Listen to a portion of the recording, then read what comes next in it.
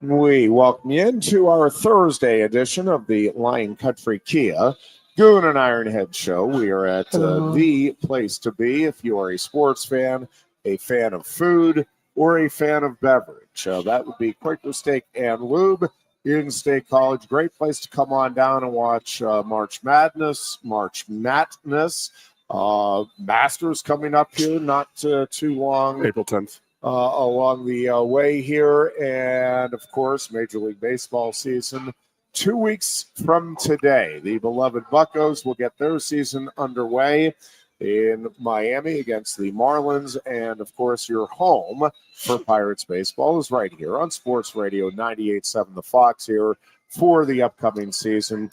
Quaker Steak and Lube, again, great food. They just redid the menu. They remodeled the interior of the restaurant. It is a really cool feel, really good vibe down here. Again, best staff that you're going to find in our area, and I dare say anywhere. They just do a great job. Very good, very efficient, very friendly. And again, the food is top notch. Some fine beverages to go with those food items. And we strongly encourage you to come on down to Quaker Steak and Lube. And, of course, they have all of the TVs located throughout the restaurant for you to watch all of your favorite sports action. All right, lots to get into today. I mean, there's like a gazillion different directions. Thank you, as the wings have been handed over. Well, you said if you like food, beverage, and sports. And there we go. Well, boom, there you go. Boom. We're taken care of here. It's a hat trick. Yeah, beautiful thing. First of all, congratulations locally here, St. Joseph's girls basketball team winning in the second round. Naomi Crispin was the leading scorer. Crispin, for some reason, that rings a bell. Like, who is that? She is having a terrific season, and St. Joseph's is into the single A quarterfinals against Bishop Guilfoyle here on Saturday. So best of luck to the Wolfpack as they are now 3 wins away from a state championship here in the 2024-2025 campaign. Of course, Big Ten tournament is continuing. We're watching Oregon and Indiana right now. Oregon up on the Hoosiers, 65-56 as we speak. And there is that void. Just frustrating. Post Super Bowl till the NCAA. Hockey's done a pretty good job with getting my time, but I'm talking about Penn State hockey, not Flyers or Penguins, obviously. No, understood. And then you get, you bide your time until the wrestling tournaments and stuff. Those 2 weeks off, between your American match and then your the Big Ten. It was a slow, like 10, 12 days, Ironhead. I'm not going to lie, sports-wise. But it picks up pretty substantially starting next week. And, of course, we'll have Selection Sunday this weekend. And I guess it's you, Booch, and Mailman will preview the NCAA tournament on Tuesday. Love it. Our annual. Mike the email man. Are we going to fit him in with the camera issue? Oh, jeez, challenges abound. We have opportunities to preview today a little bit the NCAA Wrestling Championships, which will begin a week from today in Philadelphia. Dave Ugelson, we didn't talk about it on Tuesday. I wasn't sure if there was a reason. I'm still not sure if there was a reason why they held off on announcing it. We announced on the wrestling broadcast on Sunday after I had gotten word of Ukes passing, but they have not released it. Penn State and many others obituaries out there. If you don't know who Dave Ugelson is, Penn State and Dr. Ugelson were really, by probably about 2 decades, ahead of their time in terms of providing the opportunity for student athletes to meet with Dave Ugelson. And he was available to anybody, with student athletes, anybody with athletics. And he was one of those guys, Goon, that just he was really easy to talk to and just really friendly to everybody. I mean, I got to know him, felt like we were good friends. The more people you talk to, I think everybody kind of felt that way. But he really did do a great job of incorporating that element, the sports psychology element. And again, Penn State, to its credit, hired him and let him do his thing again. And it was probably about 20 years till you started seeing a lot of other schools. Absolutely. I'm sure there were others that were doing it at the time, but not many. Yeah. I mean, way ahead of their time with that, because, you hear it so much today with the mental health aspect of sports. And it was there with us when we played back in the 90s. We didn't talk about it, though. It's like, it was just like, bottle that up, or, and it would be, you would come to practices and be in the locker room, walk around, and then I never saw Uke have a bad day. You know what I mean? He was always upbeat, always positive. Hey, Goon, how you doing? What are you doing? And then he would remember all of this stuff. It just had to spark that conversation with you. And, I know for a fact that there's guys who had career-ending injuries here. And that's a tough thing. I mean, you see with the wrestling guys, or they have an injury. And then I remember a guy like Devin Still. He blows his knee out his freshman year or sophomore year. That's not easy to come back from, but he comes back from it. And then like the first month of camp, he breaks his leg. And he's going to be in rehab a whole nother 6 months. And I'm like, that was the perfect case right there for Dave Ukelson to come in and say, hey, Devin, how you doing? Because Devin was completely devastated. And he and I have talked about it because I was training him at the time. And I was pretty much like one of the guys he would be sounding off to. And I would sit there and say, hey, man, you got to go see Dave Ukelson and stuff like that. And Devin was like, yeah, man, he's cool. He's a really cool guy, And it's just, he wasn't asking you. He wasn't like Sigmund Freuding you. He wasn't like trying to diagram your whole world. And he just wanted you to feel better about yourself and where you were at in that situation. And every time you talk to him, you leave the room, you feel sky high. Yeah. And that was just the type of guy he was. And, I always I took his classes and stuff like that, coaches, and then there's the mental wellness stuff. And he was just such a good dude. And I know his family, I know his kids, just good people. We had the Phillies and the Dodgers, banter back and forth with Ukelson. And he was a crazy L.A. Dodgers baseball fan. Sandy Koufax was his hero, little Jewish guy on the mound, a little Jewish guy in the doctor, as the doctor. And that was like his guy. He always talked about Sandy Koufax and how tough he was. And he did, I used to read books on him and his mental toughness and stuff. And I didn't know he was sick. I mean, he moved back to L.A. a couple years ago. So I guess it was kept pretty quiet, I guess. Did you? No, or hear of anything. It was very surprising to see that message come through the other day. And I put word out immediately to all my friends, and all of us have great stories about him. I mean, every one of them. I talked to Luke's son, Josh, and I was like, hey, man, I'm telling you right now, your dad had an impact on so many people that you don't know of. For sure. I mean, you're talking hundreds of football players a decade that are coming through. I mean, you got 30, 40 kids a class. You have 120 kids on the team. Oh man, he was. It's a big loss. It hurt a little bit because he was such a positive guy on everything. I just hope he didn't suffer or anything like that. And God rest your soul, Dave Ukelson. You were a good man. Yeah, no doubt. And he had developed a rare form of cancer, and then off of that. The way it was described in the one obituary, a rarer form, because of the cancer, it led to a rare heart issue. Oh. And he went in and according to the stories, well aware of the risk, and it was a risky procedure on his heart. He actually got through the procedure good, but then there were additional complications that developed, and that ultimately led to his death on March 8th. So condolences, sympathies to the family, and again, there are so many friends of Dave Ukelson that it's yeah, it definitely led an impactful life. I mean, I know Kale was really big on the mental health of his athletes and stuff like that. And, I'm sure Dave was very involved with those guys, or do they have somebody else?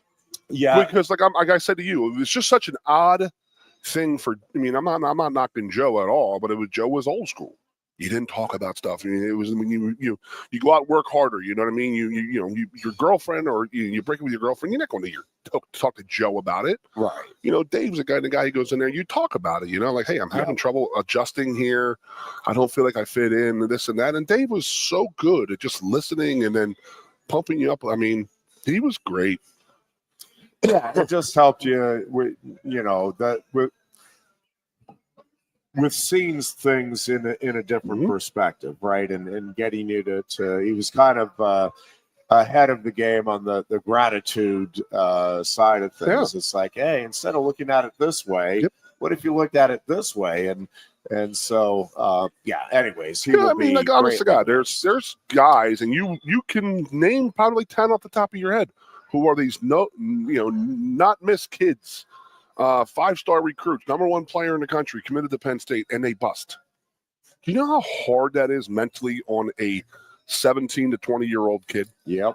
I mean, you have all the expectations in the world. Your whole family's have faith in you. Your whole town has faith in you.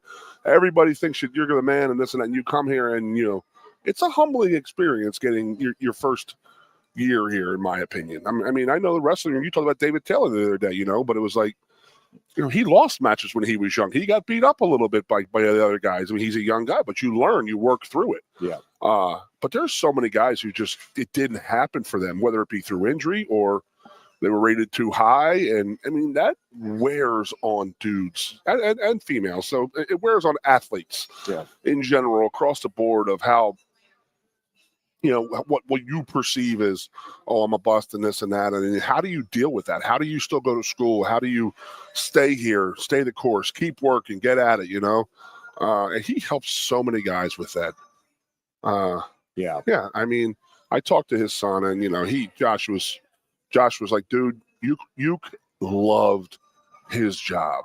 He loved what he was doing. He loved the athletes. That is for sure. And everybody. I mean, I don't know one person who has a bad thing to say about Dave Euchelson ever. Just such a good human being. Bottom line, that's it. He's a human being, and he's a great human being.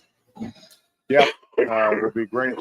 So, Penn State baseball gets a bounce back win against Georgetown yesterday. Penn State men's lacrosse continue to impress, ranked 4th in the country, whipped up on Robert Morris a little bit yesterday. So the spring sport, winter sports season finishing up. Kind of mixed bag of results there with the winter sports, but a lot of these spring sports are off to very good starts here in this current season. So we'll see how winter sports finishes up and obviously how the spring sports continue to do as we roll through the regular season there. The seedings and brackets did come out last night for Division I wrestling. Right, so I want to talk Penn State ended up with 4 #1 seeds. The Nittany Lions have all 10 starters seated in the top 8, and 9 of the 10 are seated in the top 4. So, you got to go out and do it, but it is certainly set up for more history to be made on the heels of a record-setting season a year ago.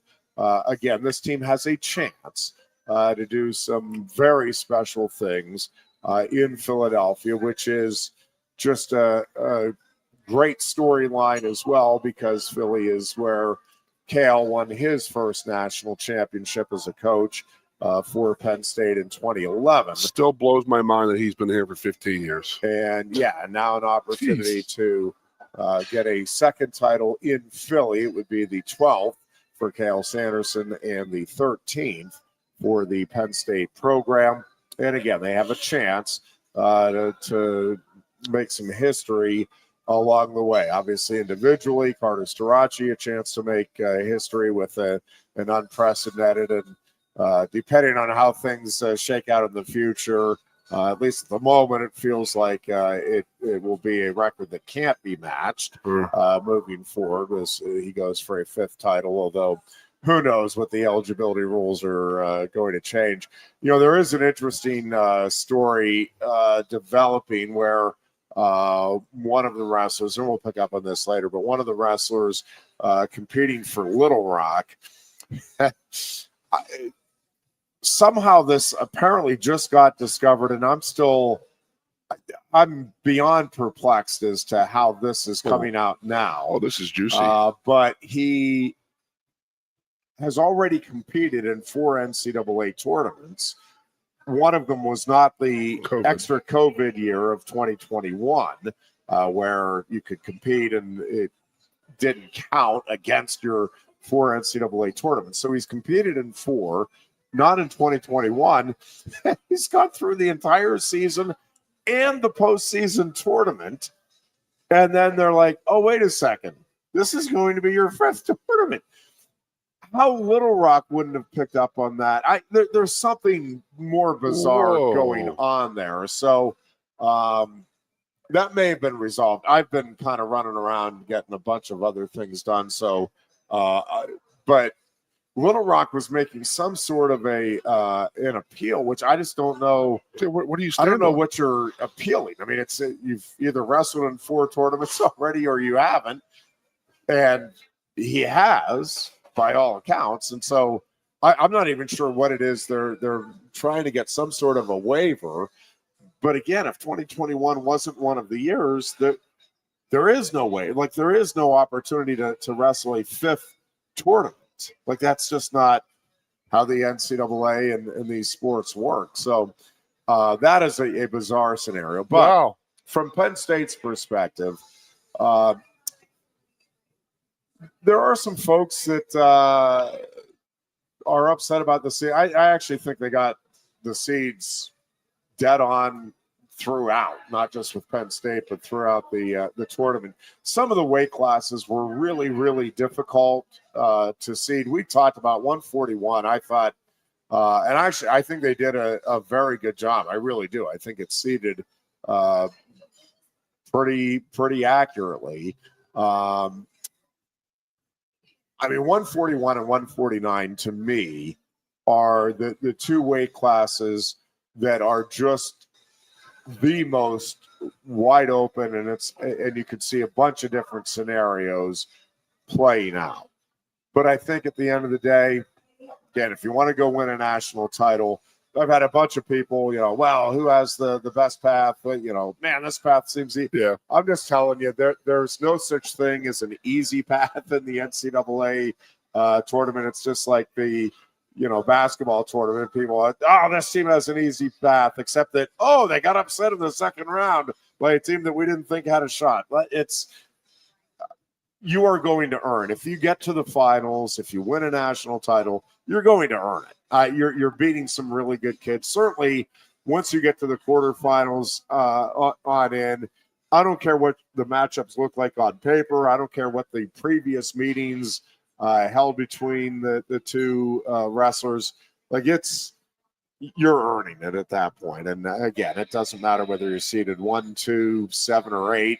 It doesn't matter if you're seated 26th. You got to go out and perform. And yes, I mean, are there some matchups? Boy, man, I wish we didn't see that guy till the finals, and now we have to face him in the quarterfinals or the semifinals. Sure, but again, at the end of the day, if you're going to be a champion, you got to beat those guys somewhere along the way. Go ahead and beat them in the quarterfinals or the semifinals. And listen, this Penn State team is so stocked. Again, 9 wrestlers. Like, say that out loud. I've said it out loud a few times, and it's still kind of, it's like, wait, what? 9 wrestlers seated in the top 4 of their weight class. 8 of those, by the way, in the top 3. And again, all 10 guys being in the top 8, obviously the top 8 place winners are All-Americans. So all 10 guys, you would say by seeds, are expected to be All-Americans here. That's what I want. In 2025.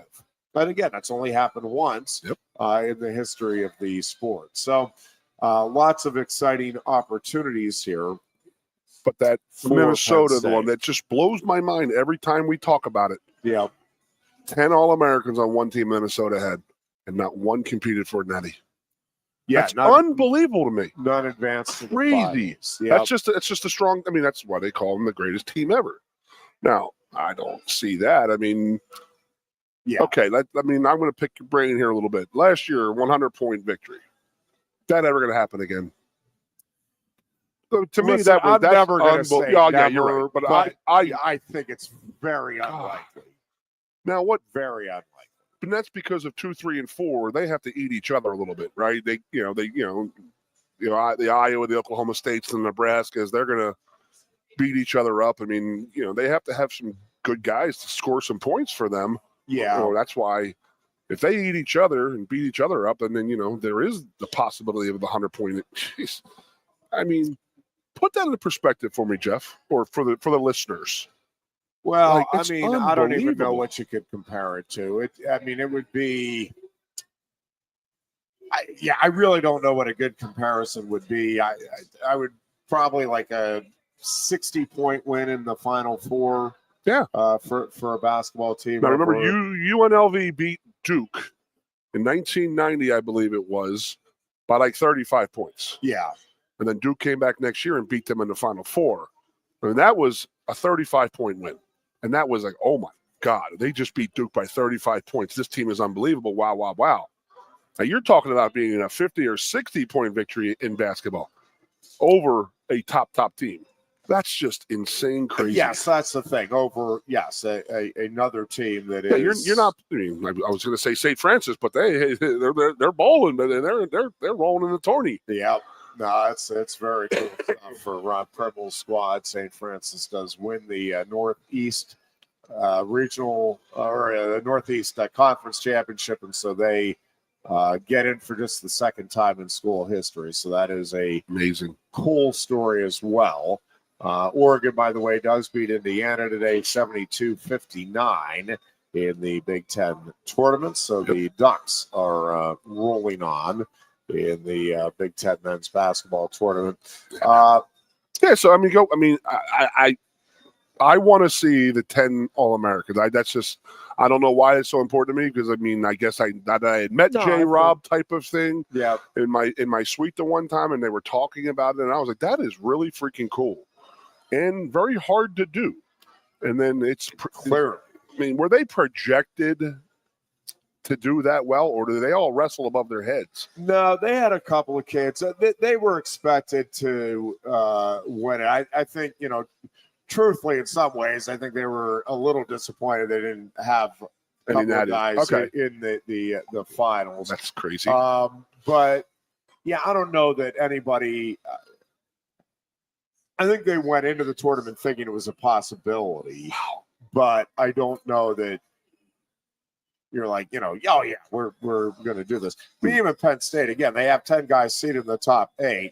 I'm not sure you'd say it feels like Penn State is going to lock this up with 10 All-Americans. Again, that is, regardless of where you're seated, like that is very, very rarefied air. Again, it's once in the history of the sport. It's really cool. That's been accomplished. So, the no natties thing, that's just unbelievable to me. But now the record for most natties on the team is 5? Correct. Done twice, Iowa and Penn State? No, done 5 times now. Twice by Penn State, twice by Iowa, and Oklahoma State also did it. So 5. Yeah, 5 natties. Half of your team. And listen, this Penn State team has a chance. Again, all of these records, I'm not going to sit here and tell you that it's I don't know whether or not what percentage you want to put on the chances of it, but I'm just telling you, this team does have a chance to get 10 All-Americans. It has a chance to have 6 individual national champions. It has a chance. The record for most in the finals is 6. This team would have a chance to get 7 into the finals. None of that may happen. Again, just to be clear, like that is, again, unprecedented stuff. Once achieved with the 10 All-Americans, but nobody ever 7 in the finals, nobody ever 6 champions. And so, again, it would be an amazing accomplishment. But, again, I think it is within reach for this Penn State program.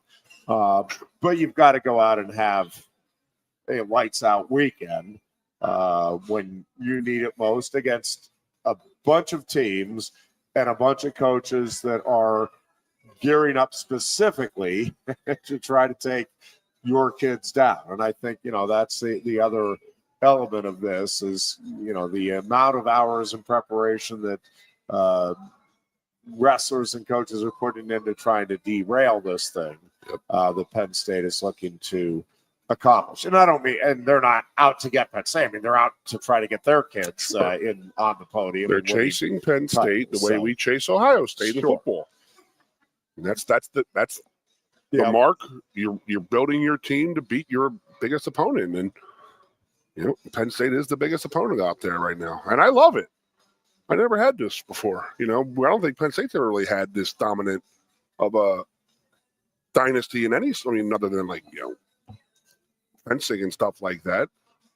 Do you recall of any other sports being this dominant?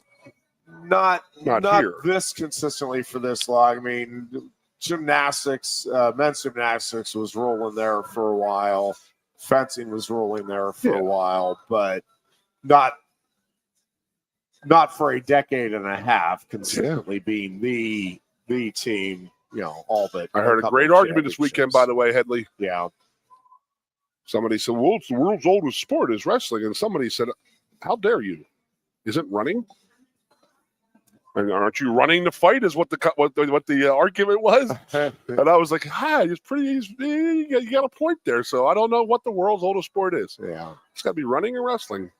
We will take a break here. We'll be back to talk a little bit about this NCAA tournament and the Nittany Lions as we continue. It is our Thursday edition of the Lion Country Kia Goon and Ironhead Show. There's only one dealer in Happy Valley that always goes to the mat to get you the best deals. It's Lion Country Kia. Hi, this is Penn State wrestler Mitchell Messenbrink. Lion Country Kia has been serving Happy Valley for 15 years now. They helped me purchase my new Kia, and they would love to help you too. Lion Country Kia is waiting for you with 85 vehicles in stock and ready to go. Choose from 13 2025 Kia Sportages and 16 2025 Kia Serenos with financing as low as 3.49% for 72 months or total savings of over $4,000. And of course, every new Kia comes with a 10-year, 100,000-mile powertrain warranty. Let us go to the mat to get you the best deals. Lion Country Kia, 1334 Drybowl Street off Shiloh Road behind Sam's Club, State College. Warranty is a limited powertrain warranty. For details, see dealer or go to kia.com. If you love wings, if you love rings, and all kinds of other tempting things, great times, great food, get to Quaker Steak Lube. Get our Best Wings USA, signature sauces, mouth-watering appetizers, or any of our delicious award-winning lube favorites.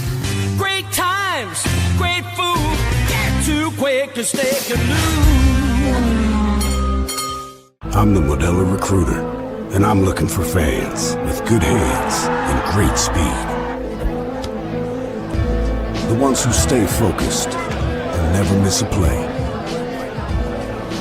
They go the distance on game day, even when their team is away. I'm always watching, always looking to reward more full-time fans. Because football isn't really football without you. A lot has changed about State College. One thing that hasn't is W.C. Clark's Coffee Roasters on 234 East Calder Way. 30 different varieties of specialty coffee beans sourced from over 25 countries and roasted with love each morning in Happy Valley for over 45 years. They'll ship their fresh roasted coffee from their doorstep to yours. Order online at statecollegecoffee.com. That's statecollegecoffee.com. Lusk & Associates, Sotheby's International Realty proudly presents the introduction of our new State College office at 314 South Borough Street in State College. At Sotheby's International Realty, we advertise locally, nationally, and internationally, bringing the best of advertising and promotion to each and every one of our properties, big or small. Call now.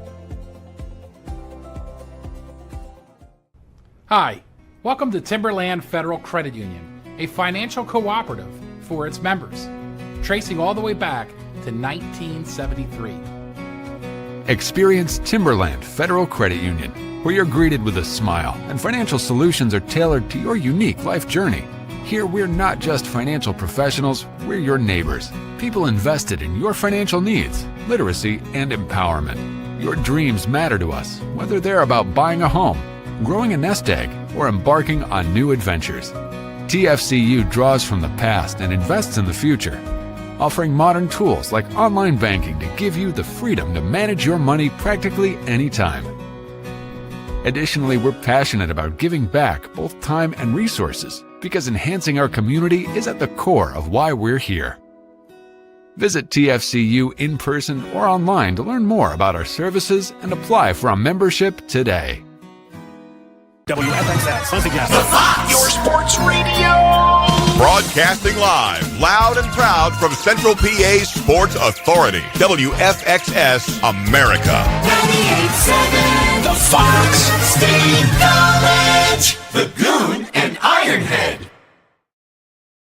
And we are back here on a Thursday afternoon as we head into another beautiful weekend. Spring break, by the way, if you're not aware, at Penn State. I noticed something. Yeah. Me and you both got haircuts, took advantage of not having to deal with the students. Exactly right. Yep. And I watched the wrestling and I watched the hockey Saturday night downtown at Permane Brothers. There you go. Never going to Permane Brothers on a Saturday night normally. Yes. No, it is nice to have. It's wonderful when the students are here and you get the energy, but it is nice when you get those respites and get a little bit of the town back here to ourselves. I'm ashamed to admit it, but this June 1st will be 20 years here for me. I'm not a local yet, right? Damn it. I'm not a local, Joe. I don't know. 20 years is pretty darn convincing, I gotta tell you. Wow. Well, you know, there was the stuff that went on in 1994 with the offensive line and the wide receivers. We had a war with them, per se. So you saw wide receivers in the locker room, you jumped them, you beat them up a little bit, like all-star wrestling type of stuff, WWE stuff. But then that moved its way over into, we had a lot of state college kids on our team, lots of them. Well, so that turned into maybe the offensive line should go after the state college kids and, weed them out a little bit. So we had a war with the state college grads and stuff like that. So if you were a wide receiver and from state college, you took a beating, and there was no way around it. So the offensive line guys, but it's just so funny. We're at the Rose Bowl in '94. And it's actually, some people have written books about that team and stuff like that. They talk about, they walk in the locker room one day and I'm holding Justin Williams up and Bucky's coming off the top rope with an elbow, like an action smash type of thing. So we're in an elevator at the Rose Bowl and our athletic director, Tim Curley, is on the elevator with me and Bucky Greeley. The door shuts and Bucky says, "Hey, Curley, you don't think we don't know where you went to high school?" And Tim was like, "Excuse me?" And Tim was one of the nicest human beings, is one of the nicest human beings I've ever met in my life. He turns to me, "What? What's wrong, Bucky?" And he's like, You're from State High. We know you went to school. You're not safe. You can't hide behind that badge." And then Tim Curley was like, "What the hell are you talking about?" And then he finds out the next day, he's like, "Now I got you." He goes, "Bucky, I had no idea what in the hell you were talking about." So to go, and I've always talked about my buddy Bucky Greeley having the greatest sense of humor, the driest sense of humor, and just an unbelievable wit. Jim Williams, our D-line coach, Ace, he's not a local guy, this and that. He is a local. I don't think he's state college guy from youth. But Bucky said to him when we went up behind him at a lunch or something like that, he said, "Ace, we know you Bucky said, "We know you coach these kids, so you're on the list, pal." And Ace was like, "Come on, Bucky, no, this and that." It was just a fun thing going on. Hey, Curly, don't you think you can hide behind that badge? We know where you're from.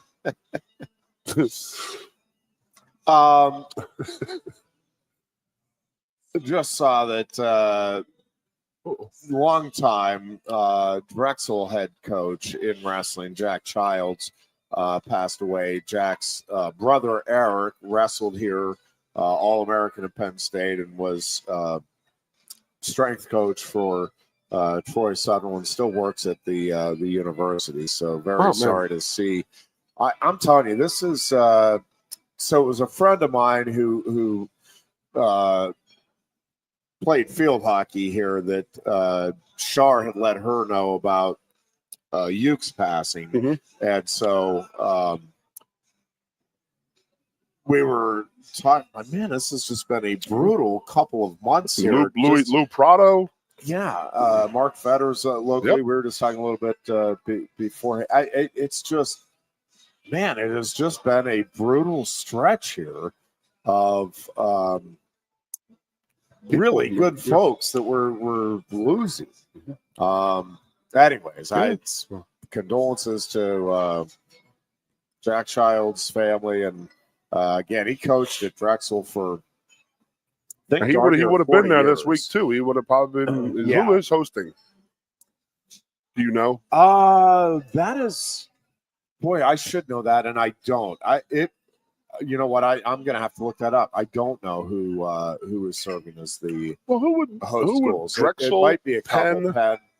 Yeah, Penn. I'm guessing is at least one of them. I mean, I don't know of anybody else who Penn, Drexel, Villanova does it. LaSalle does it. St. Joe's, Temple. They don't wrestle. Yeah, I think it's just those two would be the only two. It is always pretty funny to see some of the schools that are represented and who are the hosts, and you're like, wait a minute. I don't think of that when I think of Philadelphia. I don't think of Drexel, but like when I went to Tulsa a couple years ago, I forget who was the host of that. It's actually pretty funny sometimes seeing who was hosting. And you were in Detroit, and it was Sparty that was the host, I guess, because yeah. Interesting, brother. Well, it's not popping up immediately here for whatever reason. Yeah, I'll have to do a little digging on that. Yeah, not coming up. Yeah. All right. They're the only two that wrestle down there. Now that I'm really thinking about it. What's that? They're the only two schools in Philly that wrestle. In Philly, yeah. That's probably in the city. True. Yeah. Yeah. Wow. Temple did. Did they really? Upon a time. Yeah, it's been a long time. But did want to, well, let's stick with wrestling for the moment. A couple of other stories I do want to get into, including the Clary story that with him suing the Mike Rhodes and the basketball program. And this just seems, at some point, I'm going to try to do a little bit of digging on this, although it probably won't be until after the NCAA wrestling tournament. But does it not seem to you, and in talking with on our morning show today, our guess is that it probably is happening elsewhere, but it seems like we have had an inordinate number of these types of lawsuits here at Penn State. You go back to with the fencing, and actually, I think two separate incidents with fencing, where accusations made. Yep, I know. We had the one with women's gymnastics. We had the women's basketball. Couple of them from previous. But involving their coach. And again, I want to be clear, accusations. We've had a couple now with men's basketball, different coaches, different. And there are always, and listen, I don't want to make it sound, so I always have my knee-jerk reaction, not on air, but I'm like, one way or the other, depending on what I think I know about the situation or don't. And the truth is, 99% of the people commenting, including yours truly, like, I have no idea. And one of the things that I think does happen, and I don't know, obviously, what all actually occurred or didn't occur. I find it hard to believe that you have one player here in this particular case. Nobody else. Like, why is Mike Rhodes picking on just this one player and everybody else seems okay with it? Now, again, maybe more will come out, and I'm not going to sit here and pretend to know what all occurred. We'll let it play out. If folks, want to weigh in and you think you have the information, fine. I think a few things are going on. And listen, one of those things could be that there are some abusive coaches out there, physically or verbally abusive. That is, I certainly concede, that is likely. Not as many as long ago. Well, yeah. So the other part of it, though, is I do think that there are more sensitive, I'll use the term sensitive, student athletes on these campuses. We've talked about it, Goon, and the one thing that just kind of jumped out to me, and again, I am not making any statement on the veracity or lack thereof or anything with the lawsuit. But from what we know, what we read about, that jumped off the page to me when I'm reading through the accusations was that he is angry, depressed, and I'm forgetting, there's another word in there, but angry and depressed, and attributes it to Rhodes and the Penn State experience and everything that went on, according to him. The other thing that has changed is that we are more aware as a society in college athletics of mental health and the importance of it and all of that. I do wonder, and it's just wondering, not saying definitively one way or the other. I do wonder if the rise in mental health issues combined with the litigious nature of our society, combined with athletes being coddled as they've always been, by the way. That part is not Jeffrey, new. Whoa. That there are athletes that have gotten away with things. How dare you? At high schools and colleges for a long time because they're the big stars. I would argue, actually, maybe that part is less now than it had been in years gone by. Side debate for another time. That's where I'll go with that, yeah. But if that combination of things is leading to athletes perceiving things differently than what coaches are intending. And, the one thing we were talking about this morning, like, I do think, well, I know two people can see the same thing and have completely different perceptions of what they just witnessed and what occurred. And the example I use, like, if a coach, go back to Bob Knight, if you are hitting a player, almost universally, the overwhelming majority of us, I put it about 99%, are going to say, that is too far. You can't be doing that. All right. Like, that is, you can't.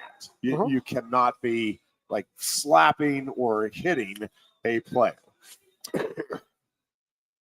That's complete loss of control and composure on the coaches. So good. An athlete slowly walking back up the court when the other team is running ahead. I think we would universally applaud a coach saying, Jimmy, you got to do better than that. You got to hustle down the court. Well, that's part of coaching. Yes. Nobody thinks that's going too far. But there's a bunch of stuff that's in between. The hitting of the player and telling a player who is playing lazily that you can't play lazily. And I'm just telling you, there's, like, two people can see the same thing, and a coach yelling at a player or demanding this or, to go to, and it gets really touchy with female sports in particular, but probably even with men's sports. And I know we've talked about it with the weight thing with Joe Paterno and the offensive lineman. But hey, I need you to be in shape to, be able to do your balance beam routine correctly, to be able to run up and down the field the way we need you to for the full soccer game, for the full field hockey game, for whatever it may be. Well, again, what words are you using? What and how do players perceive it? There might be one player that's like, oh yeah, you're right. I got to get, I'll do some extra sprints here. I got to get myself in better shape. There may be another athlete who is dealing with very real mental health issues because of previous, either dietary issues or, again, long list of things that can come into play. And the same words being used, interpreted by one as, man, you're not wanting me to eat, and this is unacceptable. Another athlete's doing the exact same thing. It's like, oh yeah, no, you're right. I gotta spend a little more time in the gym or running after practice or whatever it may be. I was thinking about this, and again, certain things that coaches can't do and they go too far. I do add this to the long list of things that coaches are dealing with these days, from all of the stuff that we keep talking about, the transfer portal, the NIL. Yep. Again, you're dealing with 18 to 22, 23, in the COVID years, 25, 29-year-olds. Basically 18 to 23-year-old student athletes from a variety of backgrounds with a variety of issues, and at a time of their life where a lot of them are, testing the waters, seeing what else is out there, trying to form new friendship groups, all of these things, right? Just like life happening with and trying to be a successful athlete. Yep, trying to make the transition from, being a kiddo to an adult, and you as the coach trying to help them with that transition, trying to steer them away from trouble, with the law or with the classrooms, all of that. Now you add in, how is the message I am giving being interpreted and received differently by however many people you have on a roster? Some teams 20, some teams 40, football teams 105 now. Yep. Like that is a lot. A lot of to have on your table. Yep. And to be able to try to navigate. And I do think sometimes, and again, I'm not talking about this specific instance. I do think sometimes the general society, the schools, we may be asking a bit much of the coaches who I think by and large are in this for the right reason, like overwhelmingly. Yeah. They're there because, we want to win, but we're in college athletics because we want to guide people in the right direction, give them help, push them to do more than maybe they even think they're capable of doing. And it's a fine line. I mean, it's always been a fine line, but I think even more so now, just with all of the demands that we have in society, all of the pressures now that these student athletes are feeling, and those pressures and anxieties are more than ever that they are, because there's more publicity now. Now with the money, that's great. That's a huge thing. But there's also a different demand, a different expectation from the fan base, the whole social media component of the fan base. That's what I'm talking about there, buddy. Wow. It's just a lot. And again, I'm now getting away from this specific case with Penn State basketball, but just the larger discussion about one person's verbal abuse is another person's, man, that coach really is trying to get the most out of it. Yeah, I mean, again, I'm going to go back to the Joe era and this and that. He knew who he could yell at. He knew that he could yell at me because I grew up with my mother and she was a ball breaker and a half. So he knew that I was not going to take offense to it. Right. And maybe that was his way of getting the other guys going a little bit. Do you know what Joe Paterno called Marco Rivera for 5 years? Fidel. He called him Fidel. I am not surprised. Imagine that now. And that's what I'm because you saying. look like Fidel. He's a Puerto Rican from the Bronx or from Brooklyn, New York, but he's not a Cuban guy with a big old beard. But that's what Joe would be calling Marco, and that's what he would ride him and I. Now there is but again, Joe knew that Marco could handle it. Now there's other guys on my team. I don't need to say any kind of names who were probably never yelled at in their life. Sometimes never been yelled at by a man. There's a lot of that where they don't know how to take criticism. They don't know, and it was always constructive criticism, but how it was done, everybody had their own little way about it. I'm going to go back. So I have to tell you this story real quick, and that's when I was coaching at Catholic University. I was the strength coach. So I had the football team, basketball team, all these guys working out with me and stuff like that. And then the women's field hockey coach or lacrosse coach was like, hey, I want my girls in the weight room. I want you training them and this and that. So we go through a whole cycle. I'm teaching these guys how to lift and do this, and I'm spot. And then I get to the point where we're maxing out, and I'm like, wow, I don't know what to do here. Because when you're spotting a guy, you are under their arms and they're on a squat rack. My hands are right here. Yep. Holding them, keeping them from falling forward, keeping them from falling back. Yep. Guiding them. And I was like, I didn't even think about it until the first girl went in to the squat rack. And I was like, oh, Jesus.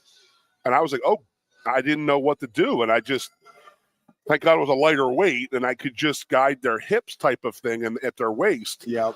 But I was like, oh my God, I didn't think about that. And there are times, and there was a time when that could be considered a problem. Well, he felt us up and stuff like that. And I was like, whoa, but I know you want to talk about this heavily, but me and Landon, we do a lot of stuff together, and we do the whole old school, new school thing. We do that very well, but it is unbelievable. And the constant thing we talk about, you guys are making big time money. You guys are getting this, you're spoiled, this and that. But they don't have lives, man. They did not have the lives that we did. And that was, I could go to the Skeller, get completely retarded with 6 of my teammates, carry ourselves home, and then, carry on, after a game and have some fun, get obliterated, hammered, drunk. But now you would see 100 videos online. Oh, Penn State offensive line getting hammered at the Skeller, on like social media. So it's like, do they have it better or do they have it worse? And I said, first of all, if there were cell phones in my college career, we wouldn't have a team. But these kids have grown up with it, so they get it. But they talk about, I talked to Landon, and I'm like, what do you guys do and stuff like that? He's like, honest to God, we just hang out with each other at their apartments or their houses. They don't go out because they say it's not worth it. And it's just like, wow, that's scary. Are you having the same college experience that I did? Again, the money is great. Yeah. The perks are even better for the football program right now than we ever had. But is it worth having to live in that, as Joe would say, you are in a glass house. Not the whole don't throw stones when you live in a glass house. Joe's theory on the glass house was that means everybody's watching every move you make. And now with the technology of recording and cameras and everybody knowing on Twitter, I was out last night, I saw Saquon Barkley, he was hammed or he was dancing with this girl or that, that's, it's not a life, man. It stinks. Well, and sometimes it really changes the players. And sometimes it's just perception, right? Like it's not even reality. I mean, Joe, a couple of things with Joe. Yeah. One, he used to talk about they would go to the Jersey Shore. Avalon, New Jersey. I've been in the house. Yep, beautiful. For a week or two, whatever, over the summer. And he talked about this at the one press conference. about how people would ask him, like girls would ask him, "Hey, can you pose for a picture?" And he's like, "No, I'm gonna respectfully decline. I can sign an autograph or something if you'd like." And the reason was, he's like, "I don't want the perception that, hey, there's Joe Paterno with these three skippy clad bikini clad ladies, women, right?" And wonder what all's going on. Now that this is before obviously the social media age. There's a picture of Urban Meyer in his bar when he got accused of with that woman. And the other one was one of the reasons Joe did not let media into practices was if a player got injured, okay, and needed serious attention, wasn't able to bounce back within any. Again, you have whatever hour and a half structured practice. So you would move if it was in the middle of the field, it's like, man, this guy's really hurt, can't move. Sure. They would move the practice over, and that's the worst part. The worst part about being an athlete would be attended to by the medical staff. But you move over, and it's like, all right, we're running. Well, you get the wrong media person in there. It's like, my God, this coach doesn't even care about. Now, afterward, what you're not seeing is Joe Paterno going over, or if they were in the had to go to the hospital or something, Joe following up and making sure. But Joe's responsibility, any coach's responsibility for that hour and a half practice, you're trying to make the team better, and you can't just stop. And you might be part of you that wants to, but you can't just sit there and, all right, I'm here for you. I'll hold your hand. You have a medical staff for a reason. Your job during that practice is to coach. But again, it's perception. You get one media person and, man, this Joe Paterno, he says he cares about the kids. He just let that kid sit there, and that's what you have to do. I remember myself. I was laying on the ground. I had just had my first neck burner where the neck issues came into play, and I literally thought I was paralyzed, Jeff, because I was paralyzed for a split second. So you've heard of burners were going down your arm. I had fingernails to toenail burner. So that's where the shock, every nerve in my body got rocked because I got pinched all my nerves in my neck. So I'm laying there on the ground, and I'm like, this is the most traumatic thing that ever happened in my life. Like, I'm literally like sitting there going, I think I'm paralyzed. Like, did this just happen to me? And then, I slowly worked back, and then you hear the whistle blow. It says, move it up 15, And then at the time, you're like, that's bull. This guy doesn't care about me. But he had 119 other guys that had to practice that day. Yeah. And trust me, it wore on him. We talk about it all the time. I saw some horrific injuries. I saw, Dick Anderson's son, Jeff. The story is when he broke his femur, you heard it a mile away. Yeah. So then I heard Scott Stratton's leg shatter, and you heard that 3 miles away. It was horrible, and it was just like he's sitting there screaming. You're laying there in pain. Your legs exploded, and move it up, and you feel so like, oh my God, the old man doesn't care, but he has to. You still have to continue to practice. You don't blow the whistle and just cancel practice. I mean, I remember Elijah Robinson had the same thing I did, and they had pulled an ambulance onto the field, and they were still practicing. I mean, think about that. I mean, you're practicing and watching your friend laying there. If you think he's paralyzed, he's in an ambulance right now. You're all worried about him, but, you got to go back to practice, and it stinks. That's when I knew, and I'm sorry to cut this, go a weird way on this, but when the Buffalo Bill guy, the guy who died on the field. Hamler. Yes. Okay, so when I'm watching that game, and those players are around him, praying, and then you do see that often now, right? But then when they said this game's not going to continue, or they were going to continue the game, and the players were revolting, I knew something was wrong. Yeah. You knew something happened.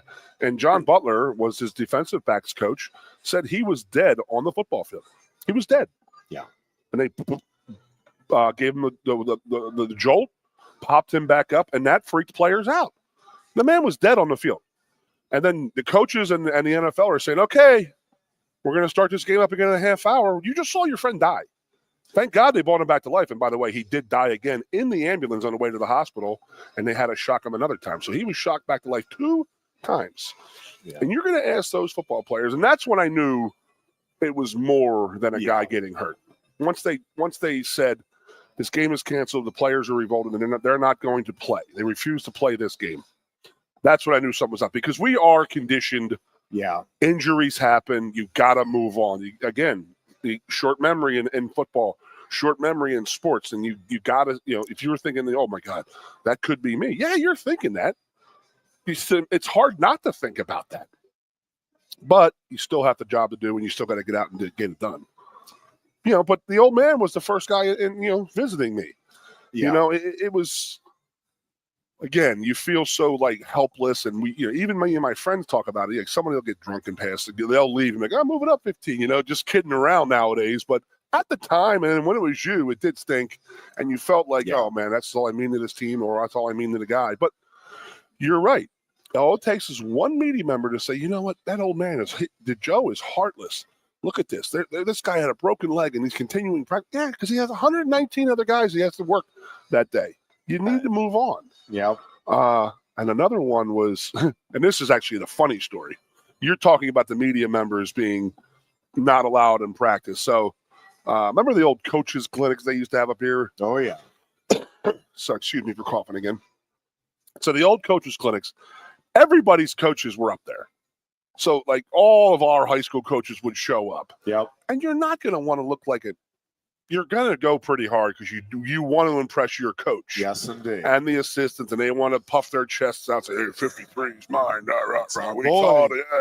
Right? So these half-pad practices on Friday afternoon, you are beating the absolute crap out of each other in half pads because everybody doesn't want to get punked in front of their coaches. Yeah. So everybody's got to go a little bit harder, a little bit faster.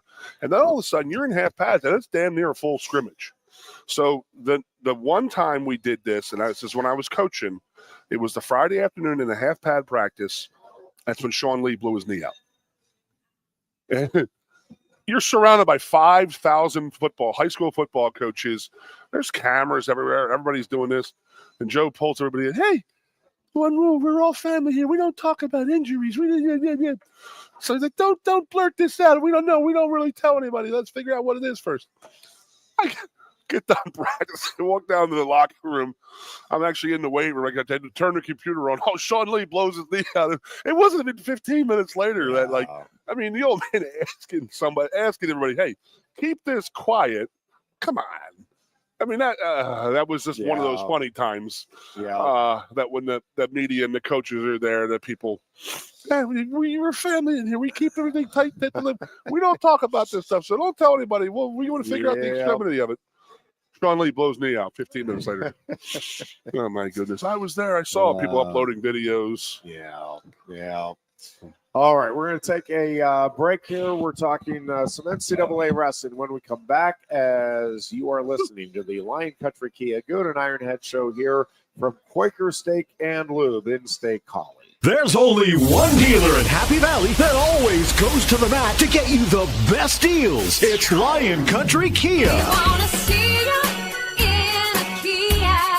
Hi, this is Penn State wrestler Mitchell Messenbrink. Lion Country Kia has been serving Happy Valley for 15 years now. They helped me purchase my new Kia, and they would love to help you too. Lion Country Kia is waiting for you with 85 vehicles in stock and ready to go. Choose from 13 2025 Kia Sportages and 16 2025 Kia Sorentos with financing as low as 3.49% for 72 months or total savings of over $4,000. And of course, every new Kia comes with a 10-year, 100,000-mile powertrain warranty. Let us go to the mat to get you the best deals. Lion Country Kia, 1334 Drybowl Street off Shiloh Road behind Sam's Club, State College. Warranty is a limited powertrain warranty. For details, see dealer or go to kia.com. If you love wings, if you love rings, and all kinds of other tempting things, great times, great food, get to Quaker Steak Lube. Get our Best Wings USA, signature sauces, mouth-watering appetizers, or any of our delicious award-winning lube favorites. Great times, great food, get to Quaker Steak Lube. I'm the Modelo Recruiter, and I'm looking for fans with good hands and great speed. The ones who stay focused and never miss a play. They go the distance on game day, even when their team is away. I'm always watching, always looking to reward more full-time fans. Because football isn't really football without you. A lot has changed about State College. One thing that hasn't is W.C. Clark's Coffee Roasters on 234 East Calder Way. 30 different varieties of specialty coffee beans sourced from over 25 countries and roasted with love each morning in Happy Valley for over 45 years. They'll ship their fresh roasted coffee from their doorstep to yours. Order online at statecollegecoffee.com. That's statecollegecoffee.com. Lusk & Associates Sotheby's International Realty proudly presents the introduction of our new State College office at 314 South Borough Street in State College. At Sotheby's International Realty, we advertise locally, nationally, and internationally, bringing the best of advertising and promotion to each and every one of our properties, big or small. Call now. Hi, welcome to Timberland Federal Credit Union, a financial cooperative for its members, tracing all the way back to 1973. Experience Timberland Federal Credit Union, where you're greeted with a smile and financial solutions are tailored to your unique life journey. Here, we're not just financial professionals, we're your neighbors, people invested in your financial needs, literacy, and empowerment. Your dreams matter to us, whether they're about buying a home, growing a nest egg, or embarking on new adventures. TFCU draws from the past and invests in the future, offering modern tools like online banking to give you the freedom to manage your money practically anytime. Additionally, we're passionate about giving back both time and resources because enhancing our community is at the core of why we're here. Visit TFCU in person or online to learn more about our services and apply for a membership today. WFXS, The Fox, your sports radio. Broadcasting live, loud and proud from Central PA's Sports Authority, WFXS America. 98.7 The Fox State College. The Goon and Ironhead. And we are back. Oh, I do love their wines. Quaker Steak and Lube is where we are at. Now watching. That's pretty good average, Jeff. Well, we have North Carolina and Wake Forest. Yeah, it's not exactly a. I'm watching a little bit of it out of the corner of my eye. They're not lighting the world on fire with their shooting right now. And we have Northwestern. UNC, by the way, is they're a borderline team right now. They might need this win to get to the Belichick will get them over the hump. Wisconsin and Northwestern. It's Wisconsin in the Big Ten tournament leading right now, 24-19. I saw the TPC side. It's all down there with the island hole. I saw a Vegas bet over under on balls put into the drink on that hole at 52.5 for the whole weekend. That's a lot. That is a lot. That is a lot. And that's also a really tough hole. I mean, yeah. I mean, you have no idea. I mean, I'd love to just see it. Like, I don't know. Yeah. The stadium hole with the Phoenix Open is pretty damn cool, but that'd be pretty cool to watch all these guys. And I just love to see these guys who are so good. I mean, it's really insane at how good these people. If you play golf, you realize how good these guys are, and it's freaking insane, actually. The difference in a college football player and the NFL football player is some speed and strength. I get it, but the difference in a professional golfer versus a very good golfer is light years. It is insane how good. I mean, I don't know if you ever played golf with like a very, very, very, very good golf player. Yeah, it's amazing. Yes, because you see what they're doing. You're like, oh, I've never done that. Cool. Wow. Yeah. What did I just see? Did I just hear that ball whistling? Every time I played with Hackenberg a couple years ago, I have never, like one time, Gelsheiser is an unbelievable athlete. He could Gelsheiser. play golf. He could play baseball. You give him anything to do, he is really, really freaking good at it. Yeah. But I have never seen a ball get hit harder than when Christian Hackenberg comes off the tee. I'm not lying to you. I mean, the ball is screaming. Like, you know, I remember one time when I was golfing with Gels, I mean, he outdrove me. I'm on my second shot, and I'm about 100 yards ahead of him. That's about it after his drive. So I'm at my ball, and he's, 100 yards behind me, and he just rockets his three wood, and I can hear it in my head going, it's cutting the air. Yeah. That's how hard it is hit. And then with Hackenberg, I mean, we just sat back and just like, hey, take my shot. Like, here, I'm not hitting that. No, I can't go there. Here, you can take my shot, because it was what do they call it? Scramble. So yeah.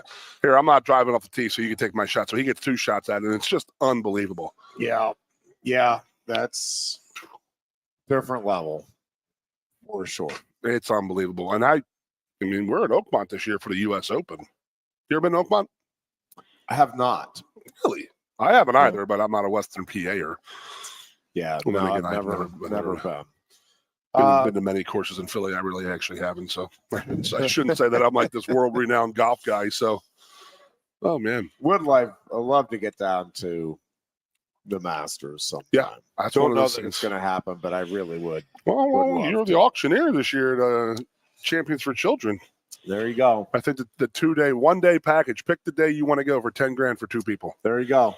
That's all I got to do. Well, I just think, I forgot about that. Damn, I forgot to auction it off. So I'll buy it for $100. There you go. Unbelievable. We have a leftover. Yeah, I hadn't thought about that particular angle. Oh, I totally forgot. I'm sorry. I'll buy this though. Make it okay. Again, NCAA Wrestling Championships beginning a week from today. The brackets coming out last night. Luke Lillidahl, Tyler Kasak, Mitchell Messenbrink, and Carter Starachi are your 1 seeds for Penn State. A ton of interesting storylines, both for Penn State and nationally. One of the things that I do think is going to be fascinating to watch, Carter Starachi has handled everything to this point in his career amazingly well. Obviously has a ton of confidence, has a unbelievably high wrestling skill level, knows all of it. All right, I'm going to stop you. Yep. What is he known for to the outside world? Winning. I know that, but is he like just you can't take him down? His defense is amazing. His offense is so amazing. You're not going to break his grip. Like it's winning. It's everything. That dude knows how to win. That's awesome. If he needs to ride you for a minute, he's going to ride you for a minute. If he needs that takedown in a sudden victory to win the Big Ten title against a great freshman, he's going to find the takedown. I mean, he's very good on top. Mm-hmm. He is. He's just good everywhere. He's just all around. Yeah, but honestly, what I think most people, it's like, man, that guy just keeps finding a way to win, and it's not always the same way. He just is. He just has a different competitive edge. Is the way I put it. And this team, this program, has been filled with great elite competitors. I mean, people that like get amped up about competing. Like that's kind of their adrenaline rush. I don't know that I've seen anybody with quite the edge in that competitive, man, I like tell me that I need to do this and I'll win, I'll do it. And it almost does not matter what it is you're asking him to do. He's just going to find a way to do it. That being said, there is a different pressure, I think, that comes with the territory he's entering in this NCAA tournament. Am I expecting him to handle it well? Yep. Does he have a coaching staff? And Cale Sanderson obviously went through it, finishing up an undefeated collegiate career. That pressure was there, and he obviously handled it with aplomb. I do think one of the things to watch is just is Carter just being Carter? Does he get it all tight? Is he in an unexpectedly tough match against a lesser opponent? And listen, there are some really good wrestlers. I mean, Parker Kakaisen, I have to believe, has been kind of driven all year by the thought of beating Starachi. Now, I think Kakaisen is good enough. He's not going to get so focused on that he forgets a guy like Max McAnally, who, if you forget about, you're going to go down. I think that semifinal, by the way, might be one of the most, for me, one of the most anticipated bouts of the entire kid from Minnesota that we just dispatched, yes, who I was very impressed by. Well, he is a phenom. Red shirt freshman. Yep, he is a phenom. And he went toe to toe with Sriracha. Yep, and he's right there, obviously, with Sriracha, and he and Kakaisen, if the seeds hold, would meet in the semifinals, and I think that is must-see TV if you are a wrestling fan, or must-hear radio. I should more accurately say. What does that mean? You plug it. I think each weight class has some really interesting storylines. Luke Lillidahl, again, the number 1 seed for Penn State at 125. Second year in a row, Penn State has a true freshman go into the NCAA tournament as the number 1 seed after winning a Big Ten title. I really do think Luke Lillidahl is one of a handful of kids that is capable of going out and winning the national title. And there might be more kids than that. Again, we've seen every now and then you just get a kid that comes from nowhere and just has that hot tournament. And really 125 would be one of the weights where you're like, if it's going to happen this year, like you can't really, not saying it's impossible, but you can't really envision somebody coming from nowhere and winning 184. Maybe getting to the quarterfinals, maybe even upsetting somebody and getting to the semifinals. But it's hard to believe that your finals won't feature some combination of McAnally, Kakaisen, and Starachi. And again, maybe something surprising will happen. That certainly will not be the first time that has occurred at the national tournament. But you feel going in like you have a pretty good sense of things at some of the weight classes.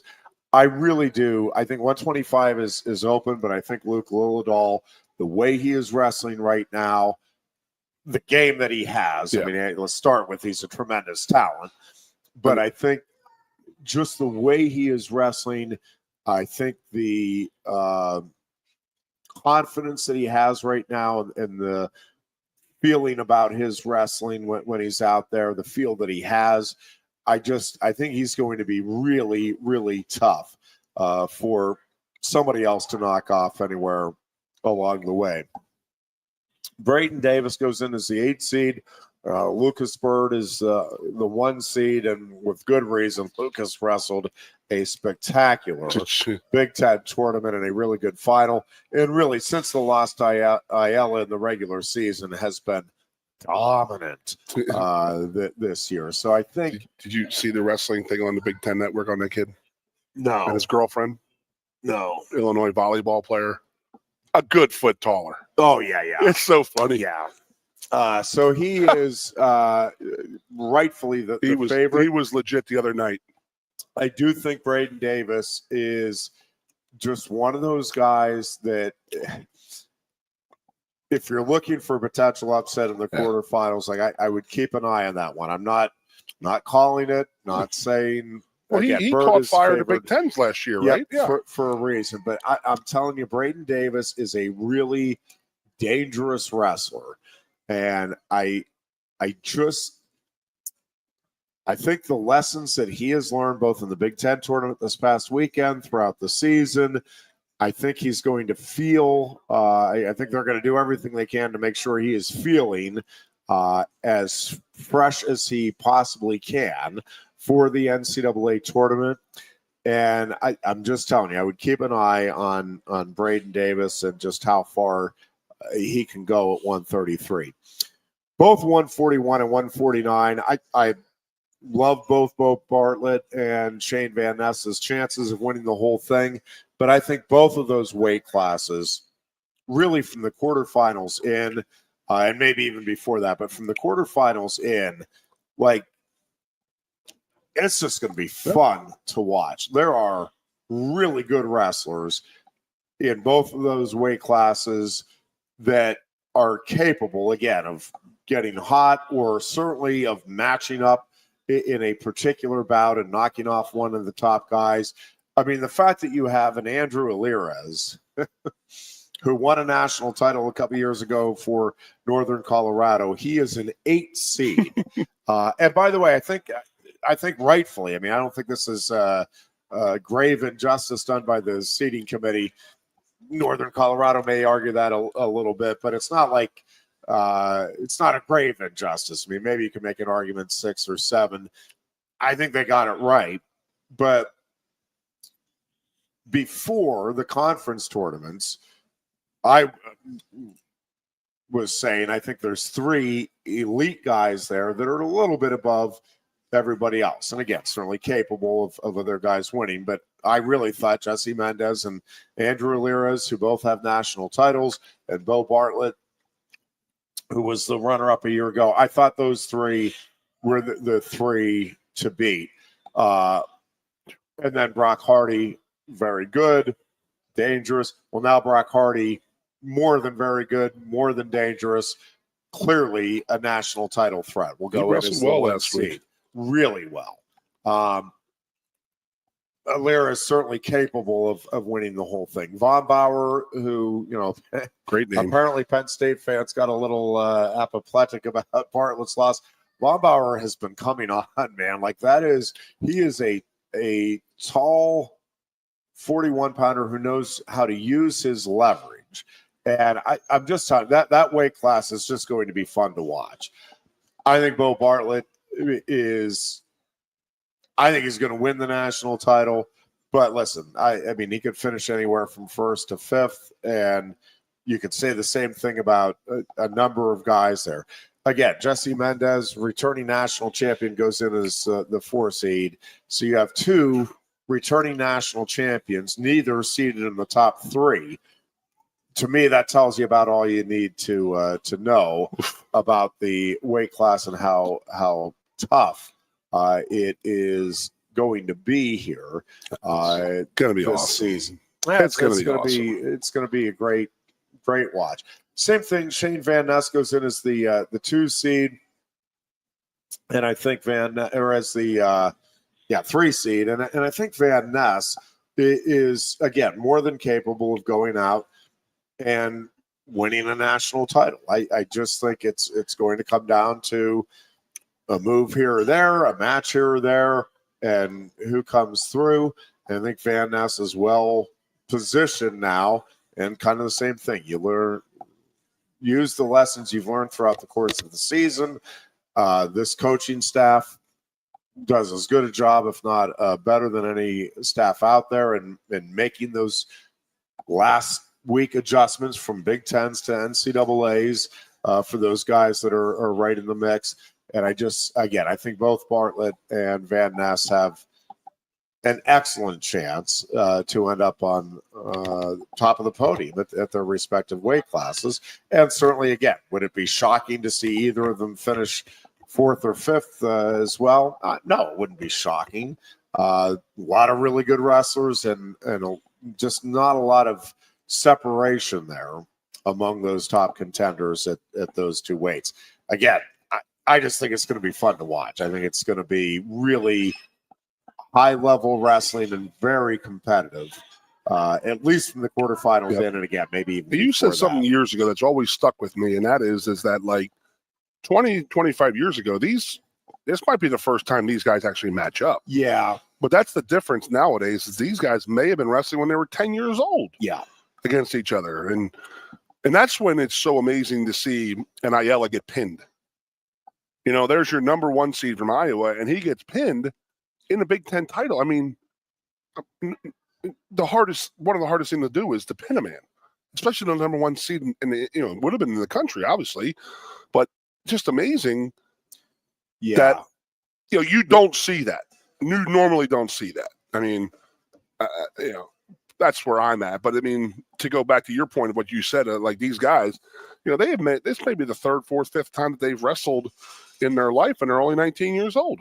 Yeah, and even if they haven't actually wrestled, I mean, sometimes you have different guys in different weight groups or weight classes, and they've come through at different spots and hit growth spurts or whatever at different times. They're at least familiar with each other. I mean, these guys have been. I guess that's what I'm talking about. The pin is that yes, you know what they're good at. You know what you're good at. And to be able to pin somebody when they have wrestled and they know your tendencies, is amazing. Yeah, no, it is. But again, it's who makes adjustments. It's a great freaking sport, dude. Yep, who makes adjustments and who hits the moves in that particular bout on that particular day. And I suppose to some extent it's the same with all sports, but wrestling really is one of those where, like Luke Lillidahl looked great against Matt Ramos. Do I think that if those two meet again at the national tournament that, hey, we know Lillidahl's going to go out and get a major? No. I mean, again, I like Lillidahl's chances against anybody, but do I think Matt Ramos is going to go and make some adjustments and that guy's good enough that he's capable to go out and win next time around? Yeah. And same thing with Luke Lillidahl. I think he's capable of going out and beating anybody.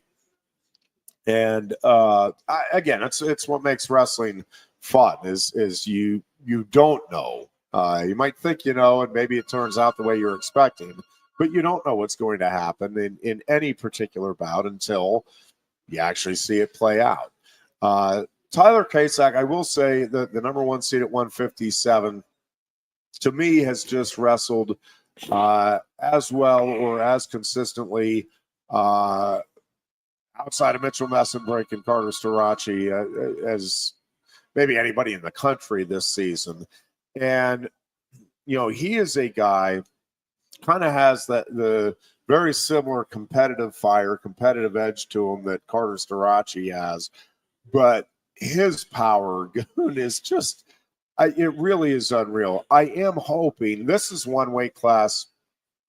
And again, both guys have a lot of work to do to get there. I really do hope we get the 1 and 2 seeds meeting in the finals because Kasak and Meyer Shapiro from Cornell, I just think that another one of those must-see TV events. Shapiro is terrific. We have not seen as much of him this season because of injury as you would like, but seems to be healthy here and ready to go for the NCAA tournament. And this is one of those that we haven't seen before. So this is one. Yeah. And again, a lot of times people inaccurately, they met and this result happened before, so we kind of know what's going to happen. No, you don't. That's awesome. But you really don't know here because we've not seen this match, Kasak versus Shapiro, before. And I really hope we see it just because I think, again, it is going to make for some great theater and also for a great championship match because I think both those guys like to get out and get after it. I think they both have that kind of competitive fire where let me get the opportunity to wrestle one of the best out there, and that's going to bring out my best. I think that's just going to be a great, great match if we see it in the finals at 157. 165, I'm not sure what more you can say about Mitchell Messenbrink. He just, again, I think he liked that he had a good battle there from Caliendo. And Caliendo closed the gap for sure in that bout. A couple of things, though. Even as that match was unfolding, and man, hats off to Caliendo. And again, he is a terrific wrestler. It just felt to me like you kind of knew, yep, he's doing a great job keeping it closer, and Messenbrink's going to win. It's one of those things now where it's like until you see it, it's just going to be hard to believe that Messenbrink can be beaten. Nobody, by the way, Gable Stevenson included, it can't be beaten. Like this sport, if nothing else over the years, will teach you that everybody is beatable. Doesn't mean they will be beaten, but there's no such thing as, nope, that wrestler you just can't, not possible. Everybody is beatable on a given day. And again, you just never know sickness, injuries. I mean, you hope everybody doesn't have any of that, obviously, but you never know. You get something tweaked or early and about that can obviously change things. But also just, taking that element out of it, it just, man, somebody hits a move that they caught you. It happens in the sport. And so still has to go out and do it. But boy, there is a reason Mitchell Messenbrink is a prohibitive favorite there at 165. I never really, I don't know how to explain this, but like, he never really jumped out at me. I mean, he's young. He's only a sophomore, right? Correct. So you were saying last year how good he was, and I was like, oh yeah, he's gonna make some mistakes, and he never did. And then somebody told me earlier this year, watch him wrestle. He never stops. And I've never seen anything. I mean, I'm sure you have. Yeah, his movement is unbelievable. Yeah. And it's like, dude, let's go. And it's like, you're never going to wear. I mean, what's he like in the weight in like the workouts and stuff? Is he ever tired? I mean, it is David Taylor and Jason. Is that Nolf, what Taylor was? Like Taylor and Nolf both were that type of just constant movement. Let's go. Looking for points, looking for new ways to score. And yeah, I mean, he's just obviously a very, very special talent, and just has a great perspective as well on what it is he's trying to do through the sport of wrestling. 174, again, going into the NCAA tournament, to me, anyways, it feels like there's three guys there that have the capability of winning it. Dean Hamady was right there, took Keegan O'Toole to sudden victory in the Big 12 championship. But again, to go back to Cales, it's one thing to keep things close against one of the top guys. It's another to actually crash through and get the win. Hamady was able to keep it close. I do think Hamady-Haynes, if they do meet in the semifinals, is going to be a lot of fun because those guys both like to get out after it. If it's not high scoring, it's going to be at least high energy and high pace. And if it's not high scoring, it's going to be because both guys did a good job of fending off the other's attack. And then obviously hoping from Penn State's perspective that you do get that O'Toole-Haynes rematch from earlier in the season. And I like Levi's chances. I'm sure Missouri loves Keegan O'Toole's chances. I think Levi, I thought when they met earlier in the season, Levi was the better wrestler, which isn't, and O'Toole deserved the win. So don't misunderstand that. But watching that match, I thought Levi Haynes is a little better wrestler. And I think that is how this will play out in the NCAA finals. It's going to be pretty cool tournament, is what you're saying. Yeah, again, 184 we touched on earlier, but I just, hard to bet against Carter Starachi, but also I really do think this will be his toughest task yet throughout his remarkable collegiate career is just getting through and winning this with all of the eyes on him, with Parker Kakaisen. And by the way, Dustin Plott, like David Taylor obviously knows Carter Starachi well. I mean, that semifinal matchup, potential matchup with Plott is not going to be, any easy shakes either. So Carter, to make history, will have to earn it, and he wouldn't want it any other way. I'm excited to see how he responds, but I'll admit I'm a little nervous for him just because, again, I know what is at stake. I know he knows what's at stake, and I know the caliber of wrestler that is looking to prevent him from achieving that history. Again, at the end of the day, I think Carter gets it done because it's just what Carter does. But I do think this is a different level of test for him to cap this off the way he wants. Now, with all of that pressure that's going to be expected, I mean, Do you think they'll adjust? I do. I Do you think that they'll make him? No. I'm saying, will he be the final match of the night? Yeah. Oh, yeah. Okay. Is that you know what I meant by that, by saying adjust? Okay. Yeah, I do. Is that talked about? Is it when does that come about? It'll come out they'll I think they announce it Saturday morning. I don't know if they officially make that decision Saturday morning or late Friday night, but yes, I'll be very surprised if that is not. So the NCAA is taking this very, very serious. This will be the first time ever to discuss. First time ever, even possible. Right. Probably might be the first time ever. Yeah. I mean, legally win 5, not just wrestle in 5 tournaments in 4. Yeah, and it's funny because listen, on there are other matches, potential matchups that you could make a good argument for. Like Levi Haynes, Keegan O'Toole is. I mean, you have a couple of. You have a 2-time champion in O'Toole and a 2-time finalist and national champion in Levi Haynes. Like that is a big time historical type of matchup. Gable Steveson, just because of who Gable Steveson is, and obviously you're hoping from Penn State's perspective that it is Greg Kirkley that gets one more crack at him here. Like that would have potential to, we want to sell and hype that one.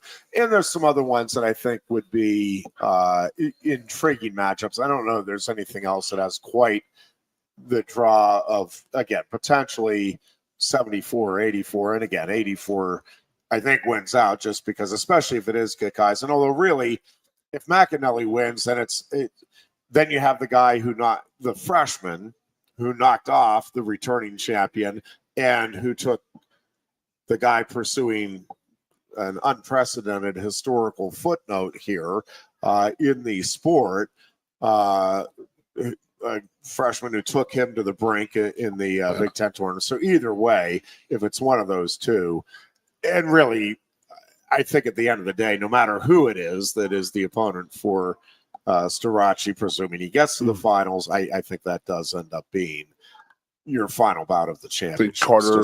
I'd say Carter really appreciates the fact that his coach was an undefeated wrestler and understands what pressure is all about, because isn't that what broke Gable?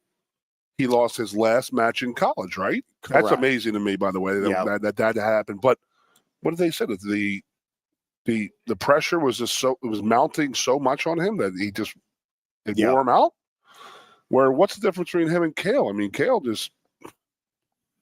are different personalities to begin with, I guess. So that's probably relates to the wrestling world. But so Carter's going to be. I mean, Kale's going to go to Carter and say, "Listen, this is going to be the hardest thing you've ever done in your life," and it has to be. On one hand, yes, I think Kale's approach is, this is going to be the easiest thing because this is what you do. You wrestle and you love competing. That's why he's Kale and I'm Goon. And so all you got to do is go out and do what you do. You got this. You don't have to do you. You don't have to do anything special. You don't have to do anything different than what we've been doing for the last 6 years. Just go out and wrestle and compete the way you know how. And so, I think that's the tack. And again, it's not, when I say, I do think there's a different pressure, I also do think Carter is really good. And this coaching staff obviously is exceptional. But Carter is very good at managing and understanding the situation and what's required. So it's not, I don't want to be perceived as bad. I think Carter's going to crack here because of the pressure. That's not what I'm saying. I'm just saying this is a different kind of pressure even than what he's had previously. And now he's had pressure. You have a little more insight than I do, and possibly there's no talk of this is an asterisk. Well, yes. It will be. Joe Schmo at a bar could sit there and say that, but they're not going to do that in the NCAA record book type of thing and make him different than the other than a 4-time. Well, does his name go to the top of the list, or is he just number 8? But you have to note that nobody else ever had the opportunity. That would be absurd to not.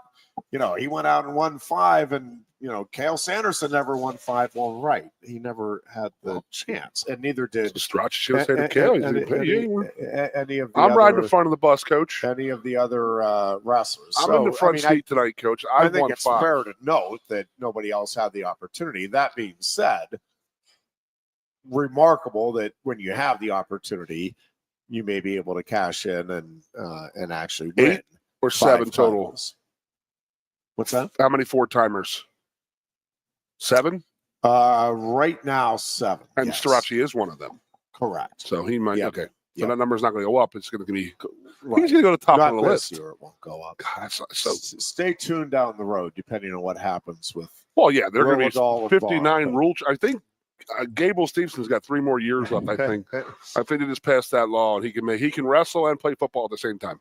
We'll take a break here. We are back with a final segment here on our Thursday afternoon edition of the Lion Country Kia Goon and Ironhead show here from Quaker Steak and Lube. There's only one dealer in Happy Valley that always goes to the mat to get you the best deals. It's Lion Country Kia. Hi, this is Penn State wrestler Mitchell Messenbrink. Lion Country Kia has been serving Happy Valley for 15 years now. They helped me purchase my new Kia, and they would love to help you too. Lion Country Kia is waiting for you with 85 vehicles in stock and ready to go. Choose from 13 2025 Kia Sportages and 16 2025 Kia Serenos with financing as low as 3.49% for 72 months or total savings of over $4,000. And of course, every new Kia comes with a 10-year, 100,000-mile powertrain warranty. Let us go to the mat to get you the best deals. Lion Country Kia, 1334 Drybowl Street off Shiloh Road behind Sam's Club, State College. Warranty is a limited powertrain warranty. For details, see dealer or go to kia.com. If you love wings, if you love rings, and all kinds of other tempting things, great times, great food, get to Quaker Steak Lube. Get our Best Wings USA, signature sauces, mouth-watering appetizers, or any of our delicious award-winning lube favorites. Great times, great food, get to Quaker Steak Lube. I'm the Modelo Recruiter, and I'm looking for fans with good hands and great speed. The ones who stay focused and never miss a play. They go the distance on game day, even when their team is away. I'm always watching, always looking to reward more full-time fans. Because football isn't really football without you. A lot has changed about State College. One thing that hasn't is W.C. Clark's Coffee Roasters on 234 East Calder Way. 30 different varieties of specialty coffee beans sourced from over 25 countries and roasted with love each morning in Happy Valley for over 45 years. They'll ship their fresh roasted coffee from their doorstep to yours. Order online at statecollegecoffee.com. That's statecollegecoffee.com. Lusk & Associates Sotheby's International Realty proudly presents the introduction of our new State College office at 314 South Borough Street in State College. At Sotheby's International Realty, we advertise locally, nationally, and internationally, bringing the best of advertising and promotion to each and every one of our properties, big or small. Call now. Hi, welcome to Timberland Federal Credit Union, a financial cooperative for its members, tracing all the way back to 1973. Experience Timberland Federal Credit Union, where you're greeted with a smile and financial solutions are tailored to your unique life journey. Here, we're not just financial professionals, we're your neighbors, people invested in your financial needs, literacy, and empowerment. Your dreams matter to us, whether they're about buying a home, growing a nest egg, or embarking on new adventures. TFCU draws from the past and invests in the future, offering modern tools like online banking to give you the freedom to manage your money practically anytime. Additionally, we're passionate about giving back both time and resources because enhancing our community is at the core of why we're here. Visit TFCU in person or online to learn more about our services and apply for a membership today. WFXS, once again, your sports radio. Broadcasting live, loud and proud from Central PA Sports Authority. WFXS America. 98.7 The Fox State College. The Goon and Ironhead. Baby. That's the way we roll. It is a Thursday afternoon. Darn nice Thursday afternoon at that. In the Valley of Happiness, and you are locked into the Goon and Ironhead show here from Quaker Steak and Lube. Dear Goon, I was worried about the Steelers and the quarterback situation. Mason Rudolph has signed a 2-year extension, so they've called off all discussions with Aaron Rodgers. No need to discuss anything with Russell Wilson. Yep. Done. DK Metcalf came in and says, "You sign Mason Rudolph, I'm in." There you go. It's a power play. Throw me the ball. Absolute power play. Listen, I love Mason Rudolph, and I'm glad. And he is a very serviceable backup in the NFL, and good with the Steelers re-signing him. I do think at this point, even though I'm almost convinced that it will self-combust at some point, I do think Aaron Rodgers is the better option in the short term. Now, the hope is, for me, and I think for most Steelers fans, is that they get their quarterback of the future, ideally in this draft, but in one of the next two, and then this serves as a little bit of a transition. But I was listening to, I think it was Dan Patrick was talking about this this morning. And I think he was saying he was talking to somebody else about it, but it's like, if Aaron Rodgers really wanted to be a Steeler and the Steelers really wanted Aaron Rodgers, like this deal would be done by now. Like what? Why? Like so? Jeff, I don't know if it's Aaron Rodgers. I mean, is he just that much of a diva drama queen? So that is part of the discussion. That's crazy. He might really want to be there, and the Steelers might really want him, but he might want to drag it out because it's Aaron Rodgers and he wants the and I don't know. I mean, I do think it's a fair point. If this is where you want to be, and this is the coach you want to play for, and all of that, then get the deal done. It's no offense. I mean, they're going to see, like, other free agents are going to see, oh, Aaron's going there. Well, he still has that name. And listen, so I understand the money is important, but Roger, I mean, it's not like if he played for free, it's not like, oh man, now he's really. So regardless of what the numbers are, and again, the Steelers are, I don't know what the exact offer was, but he has the offer from the Steelers. It has to be comparable to anything that the Giants or Vikings are throwing out. So he was making 50 with the Jets. The point is, if you are, again, if the Steelers are where you want to be from a competitive standpoint, like you think Mike Tomlin and that organization, that with you there, you can make a difference and they can become a championship contending team, then you're like, all right, we just got to make the deal happen. Let's figure it out. And same thing from the Steelers side. It's like, all right, well, we need another couple million here, or like if this is the guy you want, like you're going to go make it happen. So is one side or the other not as gung-ho about this possibility?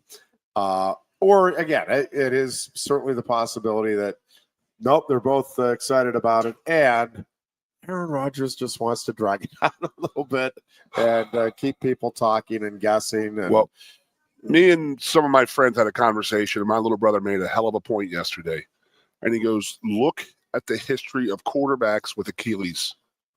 it's almost like a year and a half, 2 year Yeah. injury. It really truly is.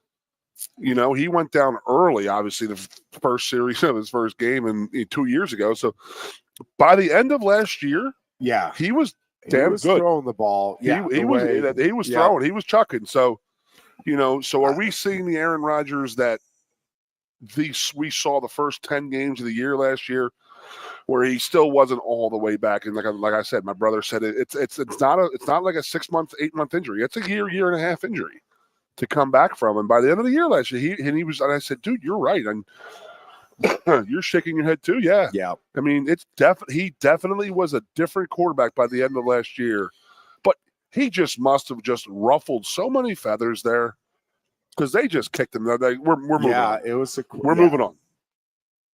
You know, they went and got Devontae Adams for him. And, you know, he was almost like he was never really happy at the Jets, which is crazy because, you know, he missed the whole season with the Achilles and then was still fighting that for the first 10 games of the year.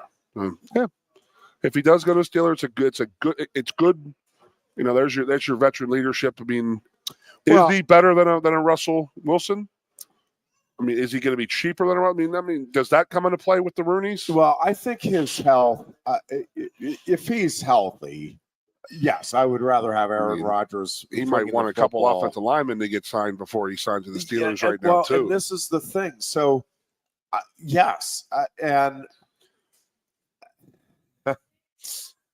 that is to me still the overriding concern for the Steelers. Yes, I'm concerned about the locker room issues and the potential for the wide receiver thing in particular to blow up, but more so, my biggest concern still is that, all right, you invest all of this money to try to upgrade your passing game significantly, and on paper, right, it's like, well, all right, you're going to Aaron Rodgers and DK Metcalf from, you know, and George Pickens, and, you know, let's just say that thing works in terms of somehow they all get along and they're happy with the number of throws they're both getting and all of that. They get that worked out.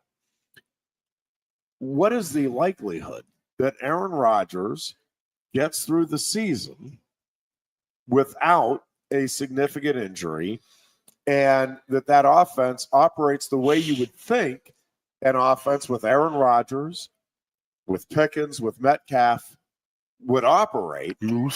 Because Aaron Rodgers is not going to have the time that you want him to have to make this thing work the way you'd like it to work. And so that is still, to me, by far the number one concern heading into the upcoming season for the Steelers. And I don't know how much you can. The horse is a comedian now. Adjust that through the draft.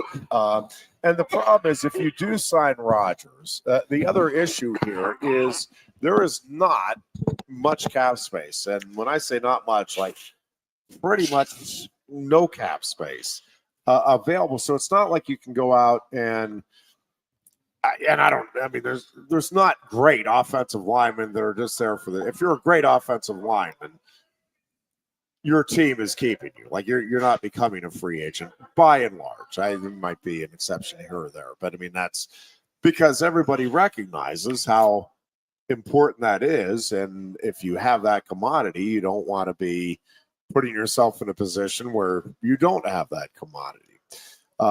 Yes, we are airing the Pirates game. Yes, we are planning. I'm glad you asked, Dear Horse. We are planning a very special post-game show following the World Series victory in October. It is going to be quite the show. I'll drive you to Ironhead. You can you can go to the parade.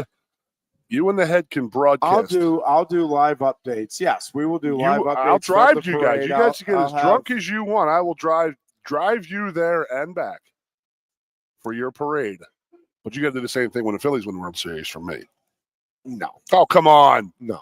You don't. What? Not happening. What the? Not happening. How dare you? That's jeez. Phillies winning the World Series. What do you mean again? Nobody wants to see again. That. Nobody wants to see that. Yeah, not again. Again. Yeah. They got one or two, I think. So I did learn something. Yeah. I had a surprise lunch with Booch yesterday, and we were talking because he and I have you just heard me have to take the headsets off. I got a coughing fit. Yeah. So I've been doing this since the Super Bowl. I've been sick, but it's like 1 week I'm good. The next couple of days I'm like, what the hell's going on here? And it's just like going back and forth. Yeah. And I said I had the same thing happen in the winter of 1994. I was living in my house on Beaver Avenue, and it was just like, I just could not get rid of this. And we were all just sick the whole winter.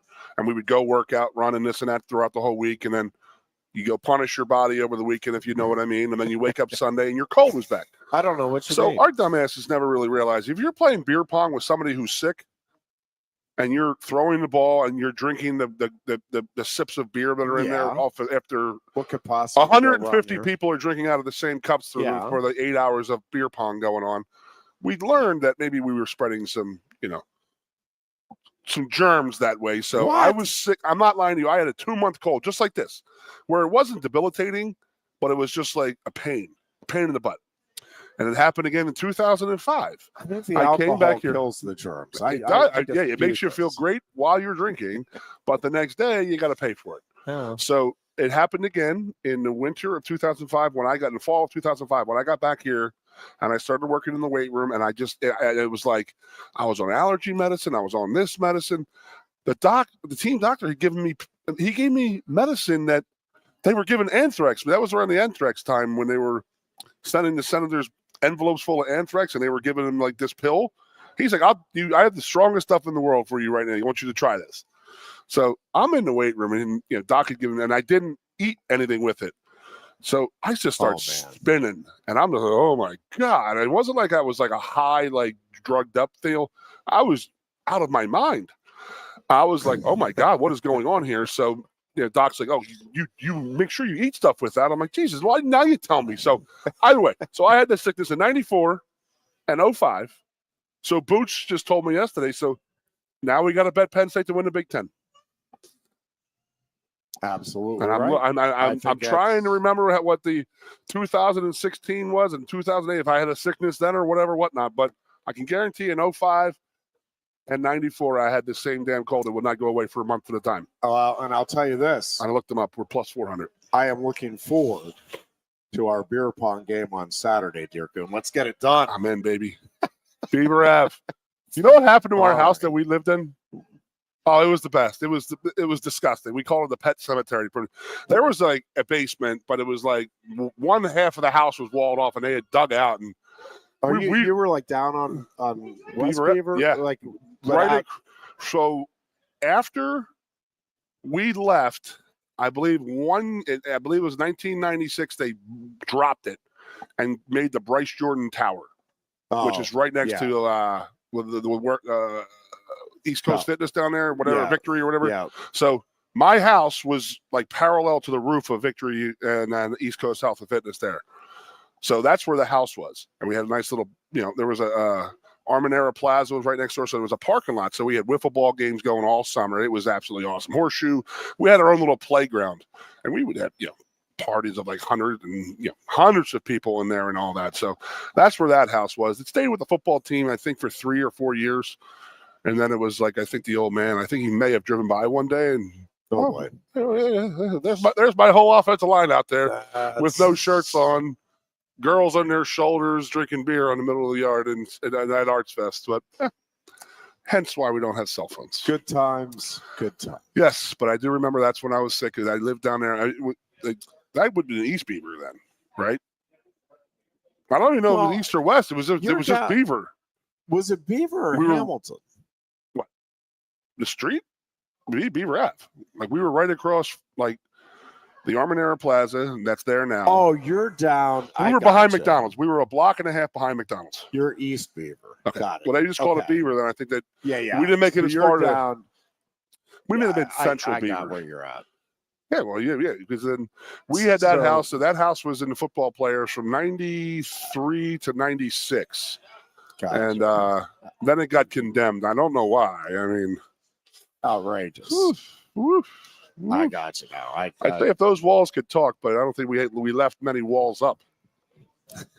Basement in there. I have another great story. Oh, we got to go. Sorry. Yeah, sorry. Good weekend, Ironhead. Good luck next week. Folks, don't come home without a loss, Ironhead. Have a great weekend, and Mike the Mailman, Chris Buganani, and the Dear Goon will be with you on Tuesday. Until then, be good and be safe. There's only one dealer in Happy Valley that always goes to the mat to get you the best deals. It's Lion Country Kia.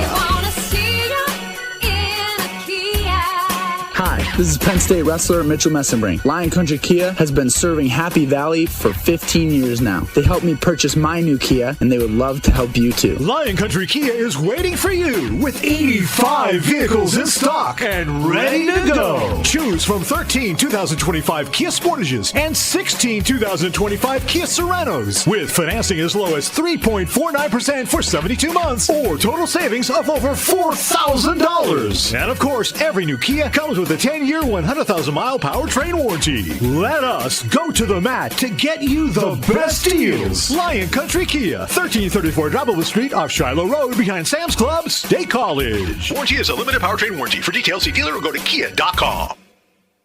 If you love wings, if you love rings, and all kinds of other tempting things, great times, great food, get to Quaker Steak Lube. Get our Best Wings USA, signature sauces, mouth-watering appetizers, or any of our delicious award-winning lube favorites. Great times, great food, get to Quaker Steak Lube. I'm the Modelo Recruiter, and I'm looking for fans with good hands and great speed. The ones who stay focused and never miss a play. They go the distance on game day, even when their team is away. I'm always watching, always looking to reward more full-time fans. Because football isn't really football without you. A lot has changed about State College. One thing that hasn't is W.C. Clark's Coffee Roasters on 234 East Calder Way.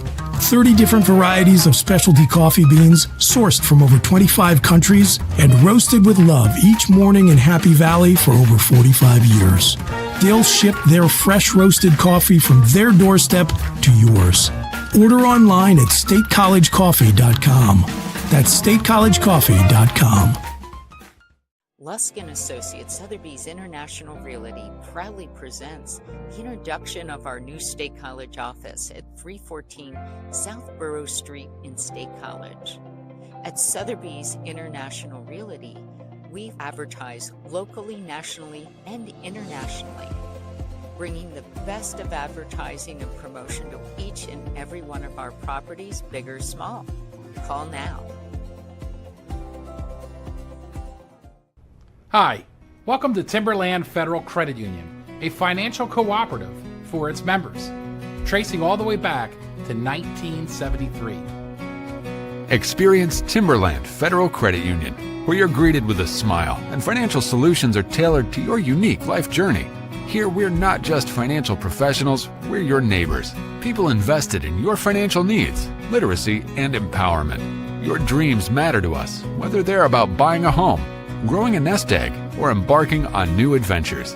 TFCU draws from the past and invests in the future, offering modern tools like online banking to give you the freedom to manage your money practically anytime. Additionally, we're passionate about giving back both time and resources because enhancing our community is at the core of why we're here. Visit TFCU in person or online to learn more about our services and apply for a membership today. WFXS, once again. Your sports radio. Broadcasting live, loud and proud from Central PA's Sports Authority. WFXS America. 98.7 The Fox.